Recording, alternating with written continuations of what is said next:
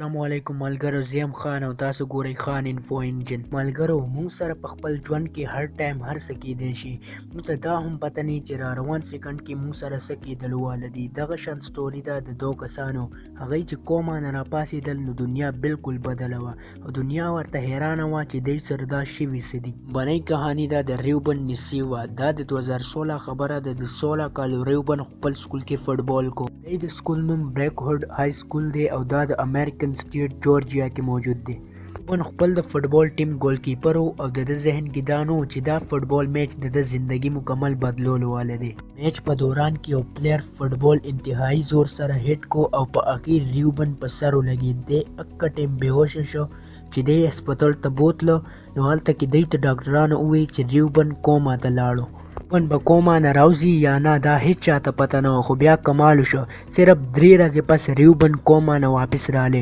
ګرو څه ټایم چې ریوبن خبرې سټارټ کړې نو د فیملی ممبر او ډاکټران دته حیران پاتې شو. ګرو کم هلک له چې صرف او صرف انګلیش ورتله د په سپینش کې خبرې سټارټ کړې او هغه هم داسې صفایي سره چې ټول ورته حیران شو. فیملی ممبرز هم په دې نه پوهېدل چې دی څه وایي او एकदम دله څه چلو شو.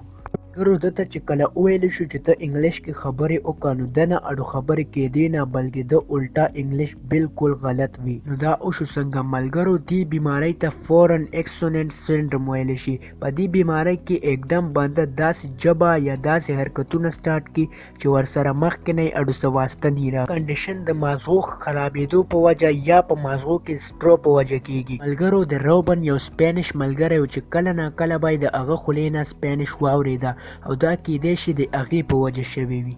ملګرو دویم کیس هم ډیر عجیبه دی. دا کهانی د یو کې یو کس الفا کبیجا ده. ګرو 1 جنوري 2012 کې نورث لندن کې الفا کبیجا په خپل سایکل باندې چرته روان و. یو وین سره ټکر وخوړه او اکه ځای کې د په سر باندې ډیر انتهایی زخمونه راغلل. زر تر زره هاسپټل ته بوتله چرته چې دی 3 هفتې په کوما کې و. کوما نه راپاڅېدو نه پس ډاکټرانو ته لګېدل کېدی شي چې د الفا یاداشت لړ شي، خو د کوما نه راپاڅېدو نه پس دته هر څه یادو. دا یادو چې دی خپلې ښځې څخه هاسپټل ته تلو واله، د ده ښځه پریګننټ وه او د ده 2 ماشومان هم کېدلو واله. هغوی نومونه هم د سیکي او نیکیتا کېښودلو واله.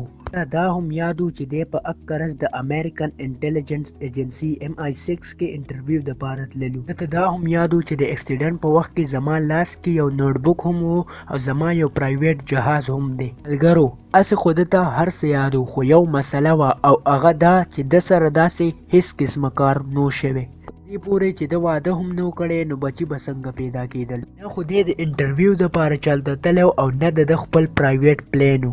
ملګرو د کوما نه د پاڅېدو نه پس د مازغو کې فولس میموریز پیدا شو. هغه کار چې د ګاونډیانو یا خپل خپلوانو سره کېده هغه د مازغه پیک کړل. ملګرو دا د الفا دپاره یو ډیره غټه مسله وه. شروعات کې خو د ملګرو د او سره او ملاو کړل. الفا دپاره دا څه نورو دته هر هغه ډیټیل یادو چې کوم سره د اړو واسطه نه ورغلي. ورو الفا ته اندازه وشوه چې دا هغه انسان نه دی کوم چې دی ځان ګرو زمونږ مازغه نه بلکې زمونږ باډي چې کوم نازک طریقې سره کار کوي بېشکه هغه د الله تعالی یو عظیم نعمت دی. ملګرو که ستاسو دا ویډیو خوښه شوي نو دا ویډیو لایک کړئ. دغه شان ویډیوګانې کتو لپاره زموږ چینل سبسکرایب کړئ. خپل ډیر زیات خیال ساتئ. الله پامان.